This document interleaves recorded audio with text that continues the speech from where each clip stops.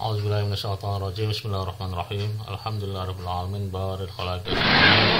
Assalamu alaikum Muhammadin wa alihi tahirin wa ashabil mayamin wa mutajabin. Asyhadu an la ilaha illallah wahdahu la syarika lah wa asyhadu anna Muhammadan abduhu wa rasuluh. Allahumma shalli ala sayyidina Muhammad wa ala sayyidina Muhammad. Assalamualaikum warahmatullahi wabarakatuh. Alhamdulillah kita berjumpa lagi. Mudah-mudahan dalam keadaan sehat walafiat dan tetap menjaga protokol kesehatan. Untuk sekarang ini bahasan kita di Rosa Islamiyah kita paket usul fikih berkaitan dengan pembagian hukum ya itu. Sebelumnya kita sudah bahas tentang pengantar usul fikih ya, bagaimana asal muasalnya adanya usul fikih, kemudian tuntutan wajibnya usul fikih itu, kemudian kegunaan usul fikih dan hubungan antara usul fikih dengan fikih. Kemudian kita lanjutkan lagi dengan pembagian sumber-sumber hukum ya, sumber hukum Islam. Ada yang cadangan, ada yang asli ya itu. Nah, sekarang kita masuk pada materi yang ketiga, yaitu pembagian hukum. Nah, itu. Pembagian hukum ini ada dua, hukum taklifi, ada hukum wad'i ya. Hukum taklifi itu hukum wajib atau syariat Islam atau syariat yang ditujukan kepada hamba secara langsung itu. Sementara kalau wad'i itu syariat yang ditujukan kepada hamba secara tidak langsung ya, itu wad'i itu artinya situasional ya, itu ya situasi itu ya itu.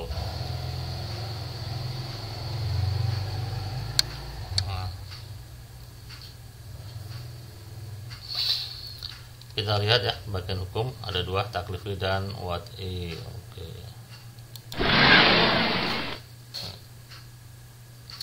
Nah, ini kita baca aja. Hukum ada dua ya, bagian hukum. Ada hukum taklifi yang kita sebut dengan hukum positif, atau hukum wad'i yang kita kenal dengan hukum situasional ya itu. Apa itu hukum taklifi? Hukum taklifi adalah hukum yang berkaitan dengan tindakan manusia dan yang mengatur perilakunya secara langsung dalam semua bidang kehidupannya, seperti larangan meminum arak, kewajiban melaksanakan sholat dan lain sebagainya. Ini hukum taklifi atau positif ya. Sementara hukum wad'i adalah hukum-hukum syariah yang tidak menetapkan secara langsung aturan-aturan bagi manusia dalam segenap tindakan dan perilakunya. Ya, syariat yang ditujukan pada seorang hamba yang secara tidak langsung ya itu. Nah, ini mencakup ya setiap hukum yang berkaitan dengan situasi khusus, tidak semua kondisi ya, situasi khusus, dan punya pengaruh tidak langsung atas perilaku manusia ya. Ada pengaruhnya tentunya nanti ya. Kemudian tidak ada kewajiban untuk melaksanakannya atau pilihan ya kan itu. Tapi kalau sudah dipilih, nanti ada hukumnya, ada hukum taklifinya ya itu. Nah, seperti hak milik setelah adanya akad jual beli. Nah, dalam jual beli kita tidak harus ya itu, tidak harus melaksanakan jual beli, tidak harus ya kan, atau pilihan mau jual beli ataupun yang lainnya nggak harus itu. Nah, tapi ketika kita sudah milih jual beli sah, maka kita ada kewajiban yaitu hak kepemilikan ya itu, kita memiliki barang yang sudah kita beli dari penjual seperti itu. Oke.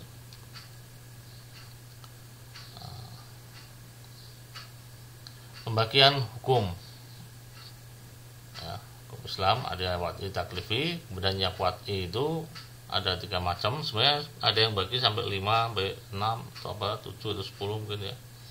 Nah, tapi yang pokok aja ada 3 ini yang sering ya itu. Wad'i ada 3, kemudian taklifi 5 seperti biasa yang sudah kita ketahui. Nah, kita akan mulai dari hukum taklifi ya. Ini hukum taklifi ini sebenarnya mudah ya, sudah sering kita dengar lah ya. Hukum taklifi itu yang 5 itu ya, ada wajib, ada sunnah, ada mubah, ada makruh, ada haram. Nah, itu. Nah, yang wajib itu apa? Nah, wajib itu yang hukum yang diberikan kepada seorang hamba yang apabila dia melaksanakan maka dia tidak terkena dosa ya kan itu, dan dia dapat pahala itu, pahala dan tidak terkena dosa ya kan itu. Tapi kalau dia meninggalkannya dia terkena dosa itu ya. Nah, kalau sunnah itu hampir sama ya, dia di bawah derajat wajib itu ya. Ini hukum atau syariat yang ditujukan kepada hamba secara langsung ya, yang apabila dilaksanakan dia dapat pahala, apabila ditinggalkan dia tidak mendapat dosa. Itu ini sunnah ya. Nah, kalau mubah itu setengah-setengah ya, 50-50.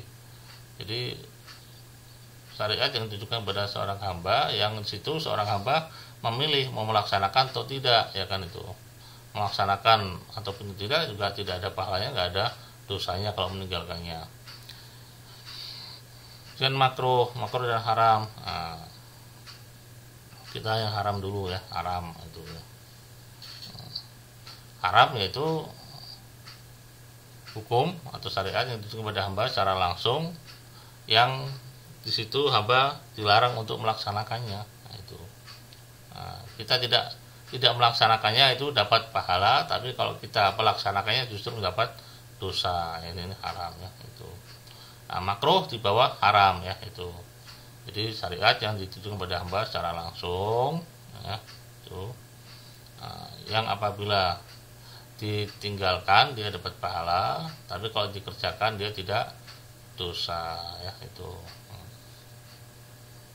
Oke, ini taklif kita bisa lihat ya, mungkin keterangan satu persatu kita baca aja secara singkat aja biar lebih cepat.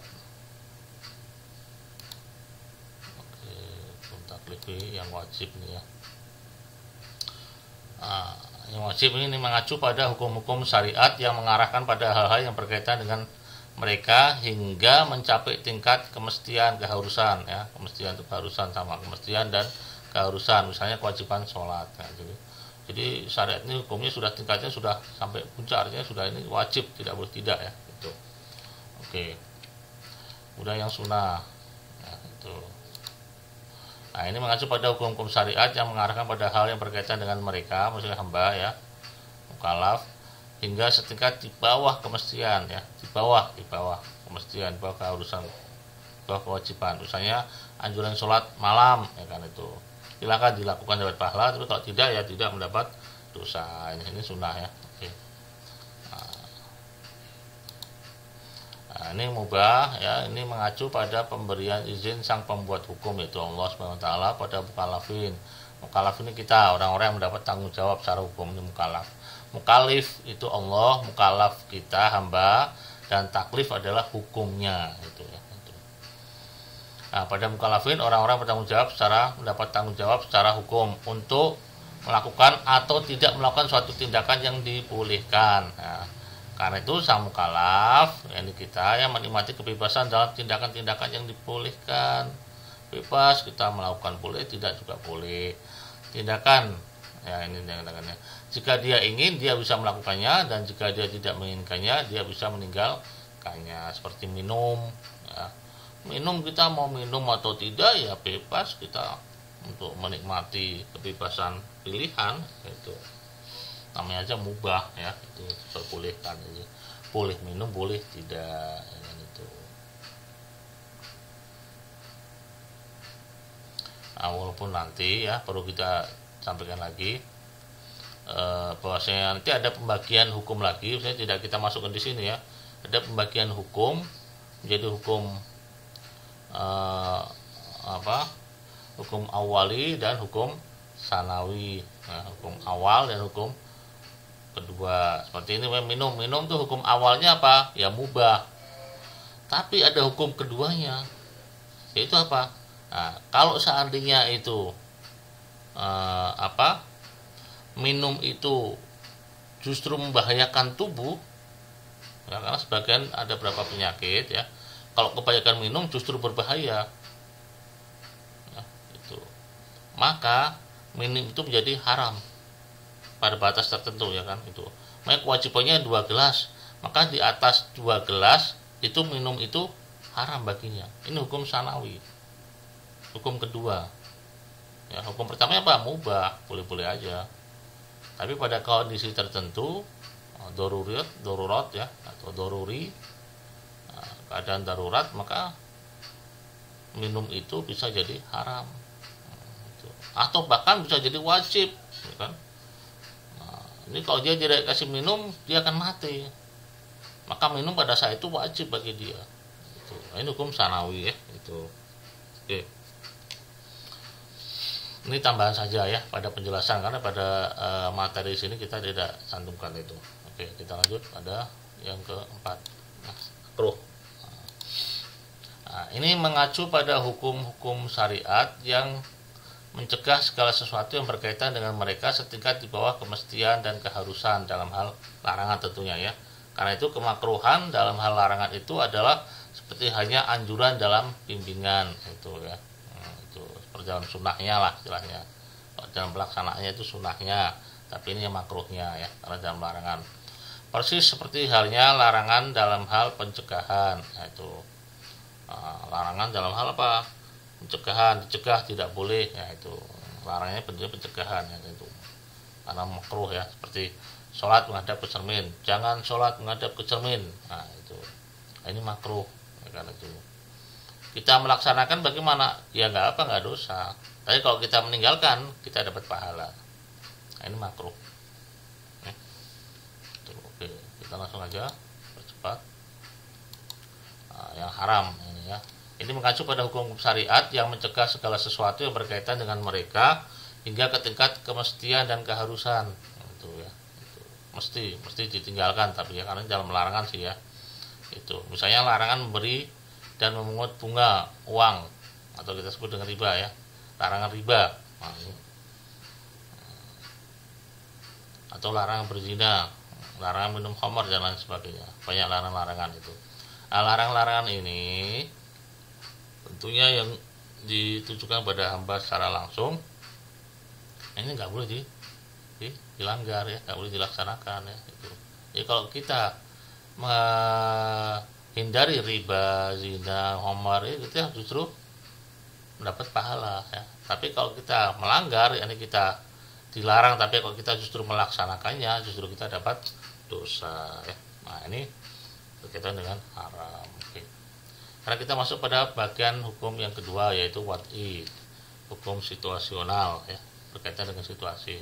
Nah, hukum situasi ini ada 3 macam ya. Kadang dia menjadi sebagai sebab, kadang menjadi syarat, kadang menjadi mani ya, penghalang ya. Sebenarnya materi-materi sebab, syarat, dan mani ini diambil dari hukum taklif itu sendiri ya. Kondisi-kondisi pada hukum taklifi. Jadi dalam hukum taklifi ada berapa kondisi-kondisi. Nah, itu ya. Nah, itu.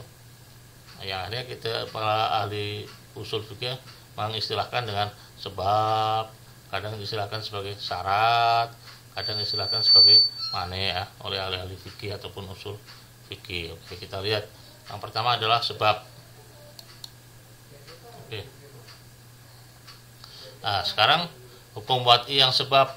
Hukum wad'i yang sebab secara bahasa atau lugawi, sabab berarti sesuatu yang dapat menyampaikan kepada apa yang dimaksud, kan itu sebab.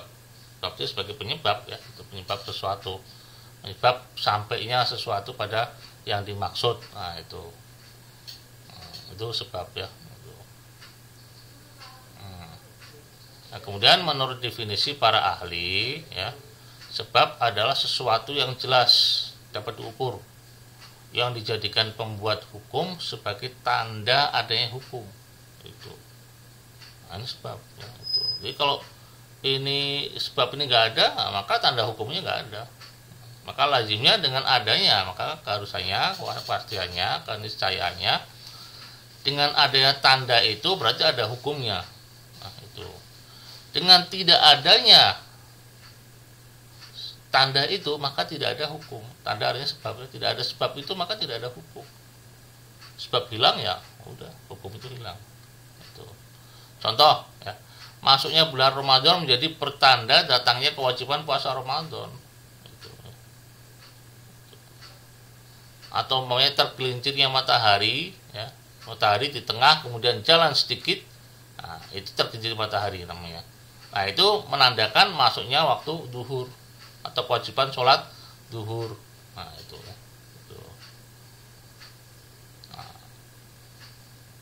Masuknya sholat duhur itu sebagai wajib karena matahari sudah tergelincir, masuknya sudah ya, itu. Nah, tapi kalau belum tergelincir ya belum masuk waktu duhur.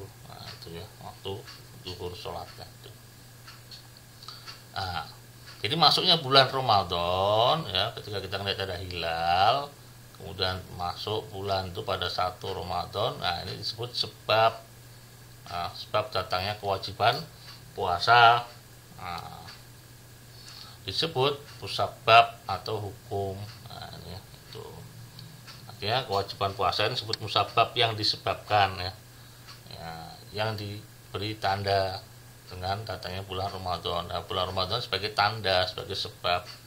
Nah, kalau tandanya ada, ya maka hukumnya ada. Tapi kalau tandanya hilang, ya maka hukumnya hilang. Hukumnya itu kewajiban puasa gitu ya. Nah, ini sebab ya, bisa dipahami ya gitu ya. Sebab itu.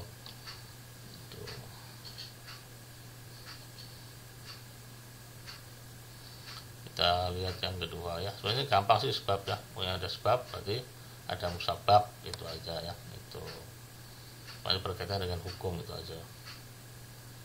Oke, kita lihat yang kedua ya. Yang kedua ini syaratnya hampir sama ya. Sebab, syarat, cuma hanya istilahnya dan pada hal-hal yang lainnya tentunya. Tapi intinya hampir sama ya, itu. Prosesnya hampir sama seperti itu. Ya, itu. Jadi kalau ada syarat ya itu bisa dilaksanakan, kalau nggak ada syarat ya nggak bisa dilaksanakan itu. Nah, sesuatu yang tergantung kepadanya sebuah hukum. Jadi ada hukum yang dia ini bisa berjalan, tapi berjalannya tergantung pada sesuatu. Kalau sesuatu ini ada, terwujud, maka hukum bisa berjalan. Nah, itu. Tapi ya, kalau sesuatu itu tidak bisa dilaksanakan, maka hukumnya tidak bisa dijalankan. Jika sesuatu itu tidak ada, maka tidak akan ada hukum. Itu hampir sama dengan sebab tadi ya. Sebabnya nggak ada, maka musabab nggak ada. Tapi jika sesuatu itu ada, maka akan ada hukumnya itu. Nah, contoh ya, syarat wali dalam sebuah pernikahan, perkawinan ya. Itu. Nah, yang menurut jumhur ulama Ahlus Sunnah tentunya ya, ini merupakan syarat ya, itu. Hadirnya wali itu merupakan syarat, itu syarat sahnya akad nikah itu.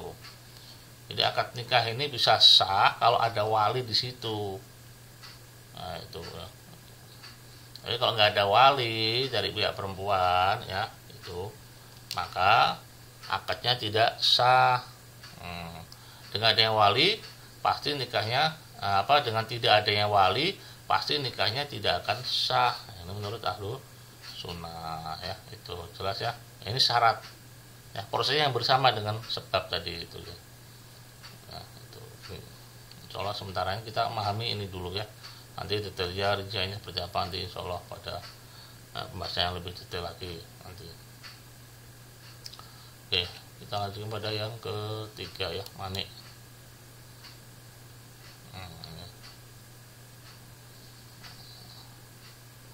Mani juga hampir sama seperti tadi ya, prosesnya sama ya, cuma ini dijadikan sebagai penghalang, pencegah, itu aja ya. Nah, ini sesuatu yang dari segi hukum keberadaannya meniadakan hukum, mencegah adanya hukum itu.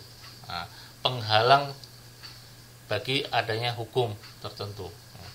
Seperti hutang. Nah, hutang ini dijadikan sebagai mani, artinya penghalang, pencegah. Penghalang dari apa? Penghalang dari menghalangi kepergian haji, berangkatnya wajib ya haji atau kewajiban haji ya kan? Orang yang punya hutang maka dia gugur kewajiban hajinya sampai dia bisa bayar hutang. Nah, ketika penghalangnya ini hilang, artinya hutangnya itu terlunasi, maka dia ada kewajiban haji di situ. Bisa dipahami ya itu.